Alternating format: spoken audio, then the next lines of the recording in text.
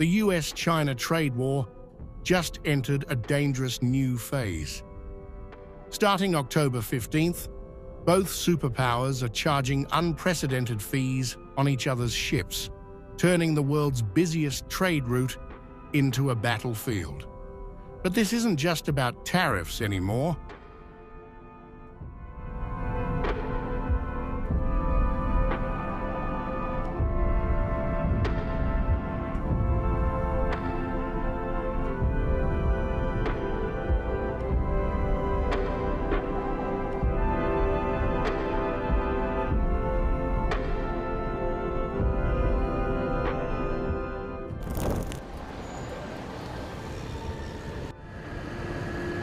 This time, it's about controlling the very vessels that carry global commerce.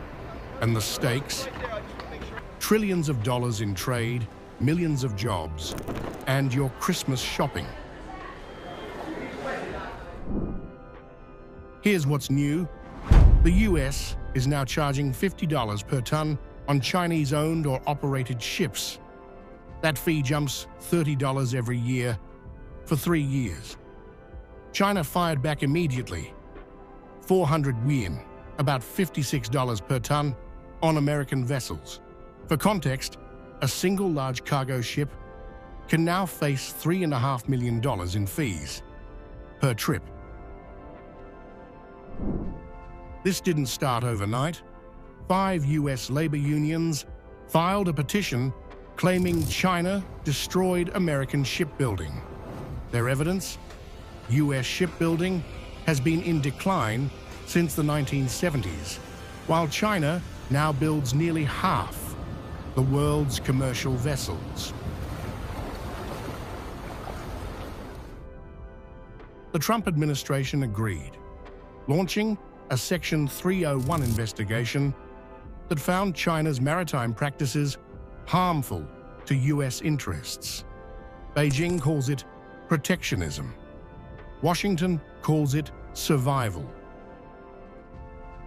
Tough savings because we are taking in hundreds of millions of dollars, not only from China, from other countries. We've become a wealthy country again, and the tariffs have given us a diplomatic strength. They've given us negotiating strength.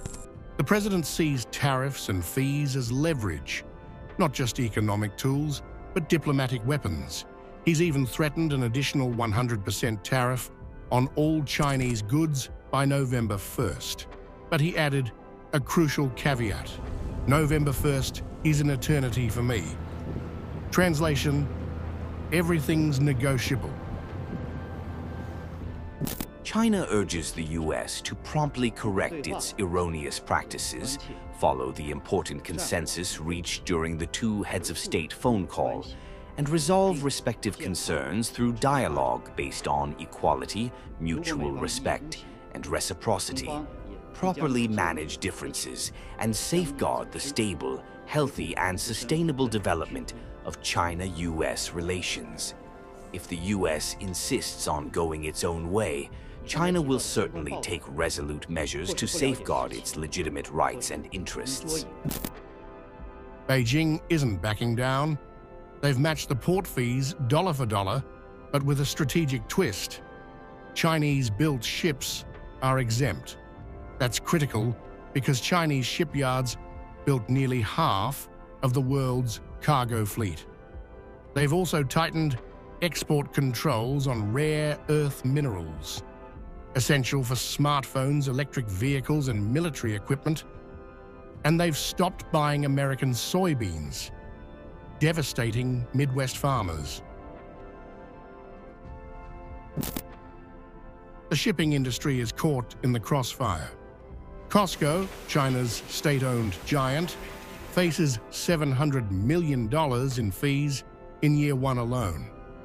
The top 10 shipping companies worldwide, $3.2 billion in costs by end of 2026.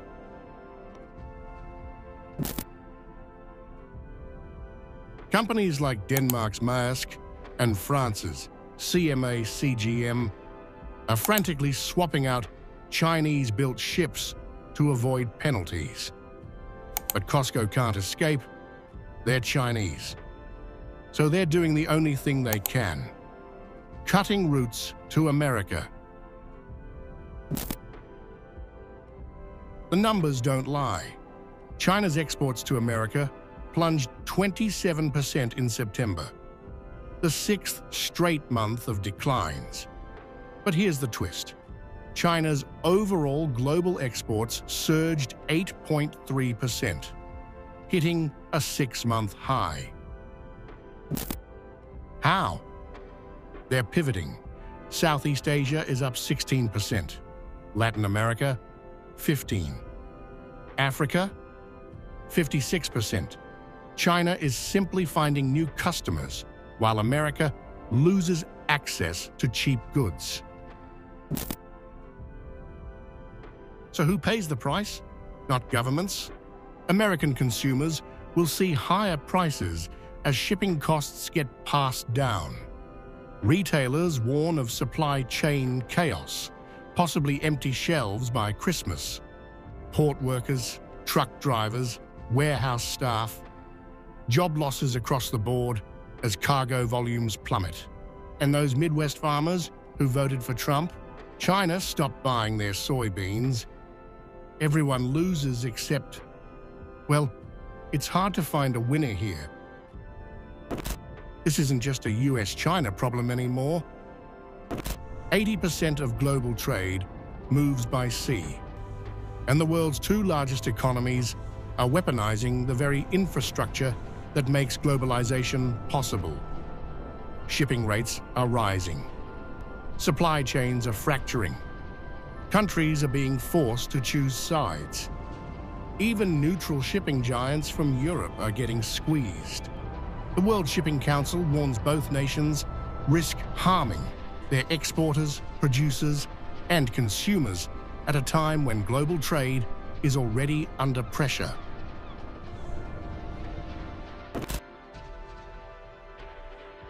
So what happens next? Trump and Xi are expected to meet in South Korea later this month. There's a November 10th deadline for a trade deal, though few believe it'll happen. Treasury Secretary Bessent says the relationship is good despite the chaos. China says, if there's a fight, we'll fight to the end. The truth? This is Trade War 2.0, and it's moving from tariffs to the fundamental infrastructure of global commerce. The question isn't who wins, it's whether anyone can afford to keep playing.